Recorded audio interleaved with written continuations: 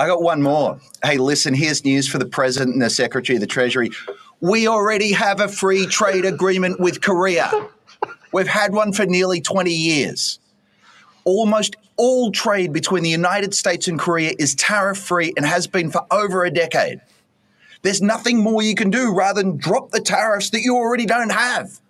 Of course they're going to sign an agreement. The agreement's going to say we're not going to charge tariffs on American goods because we don't. Of course Korea's at the front of the queue. This is the easiest one in the world. The only thing this is going to achieve is taping back together the agreement that the president already ripped up. There's one more problem here, by the way. The existing agreement was a good agreement. It was passed by Congress. It binds future administrations. The president's not talking about going back to Congress on that. So all that means is this is an agreement for the duration of the Trump administration. It only papers over the problems that the Trump administration has created.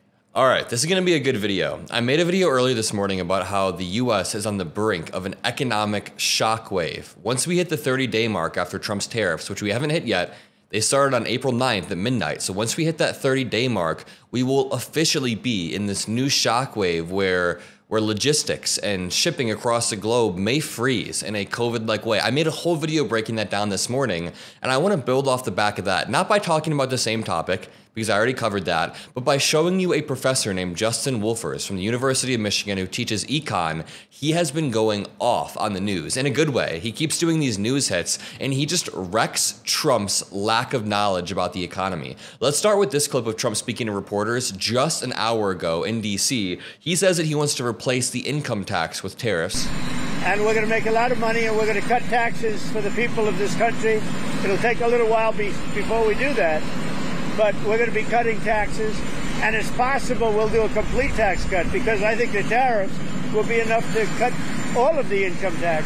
This guy is insane, and everything he's saying is contradictory. So he says in one breath that he wants to reshore manufacturing to the point where we're building everything at home. We're building everything in America. But then he says we're going to be taxing so many imports so we can completely remove the income tax. But if we're building everything at home, what are we even importing? Why are we importing anything? There's nothing to import, therefore people will be taxed. Also, if we're building everything at home, which is incredibly inefficient. But Trump then says he's reshoring manufacturing and cutting deals at the same time. But if you think about it, any deals that we cut with other countries will necessarily undermine domestic manufacturing because we're cutting deals with other countries. Here's another clip of econ professor Justin Wolfers. Make sure you drop a like and drop some blue hearts. Let's boost this message. I just want to add one more thing. That interview with Time is the most lunatical thing I've ever read. And I just want to share with you something because it will give you a sense of exactly what's happened to the Republican Party. This is a paragraph. The president said, "We are a department store and we set the price. I meet with the companies and then I set a fair price." This is literally how the Soviet Union worked, by the way. It's a command economy 101. There's one central figure dictating how the economy works rather than using the laws of supply and demand, which I'm not like an econ whiz, but the laws of supply and demand seem to be pretty solid. They seem to have worked pretty well. What I consider to be a fair price, and then they can pay it or they don't have to pay it. Milton Friedman is rolling in his grave. This is central planning, not even by a central planning committee.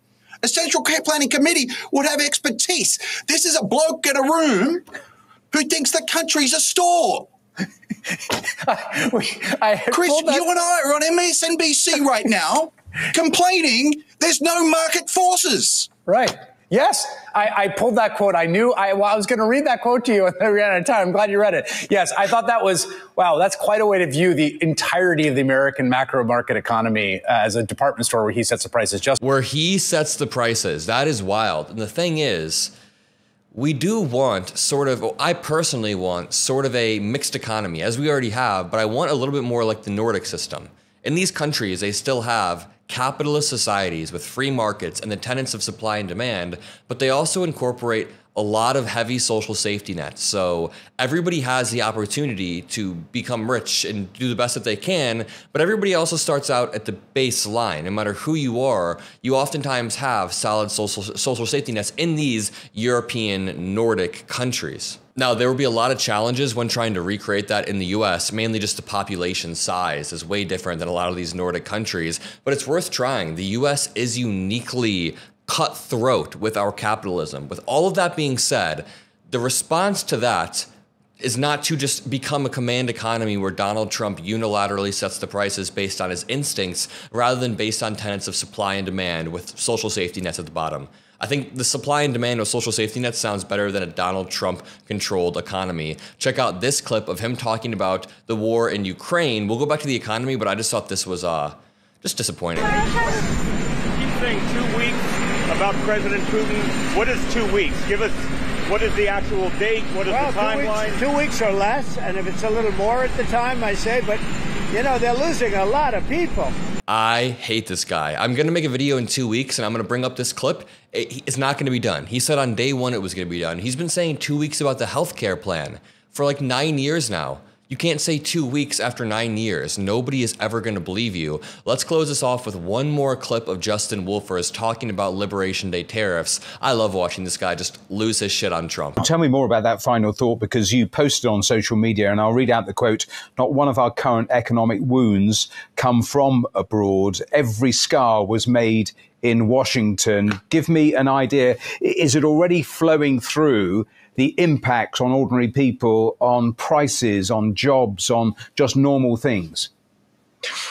A little bit, yes, and a lot more is to come. So if you go down to the local toy store and ask the shopkeeper whether he or she has ordered more toys for next month, their answer is actually going to be no. Because you don't want to order toys when it's 145% tariff and you don't know what it's going to be next week or next year. Most of our economic data that we've had so far are before the big tariff announcements. So you have to look instead at the more forward-looking stuff, ask people how they feel, what they expect about the future. And Americans are furious. Consumer confidence has fallen more in the past 2 months, more rapidly than I've ever seen before. Inflation expectations have spiked dramatically. People expect unemployment to have risen at a rate that we just haven't seen in a long time. A really good point that not enough people are bringing up is that if you want to actually reshore manufacturing, as Trump claims, I don't think that's his goal, but he claims that, then you number one, have to give a grace period for these companies to move over. But number two, if you're not going to give a grace period, you need some sort of outside capital investment. You're not going to have small business owners en masse in America having the materials and the money and the resources to just build new plants, to import all the materials and do all of that. Most businesses are operating with a pretty tight budget where their overhead is just met and then they get into profit. So you can't just build a new plant as a small business owner without outside investment. But right now, no person, no firm, no country wants to invest in the US economy when it's in such a unpredictable state.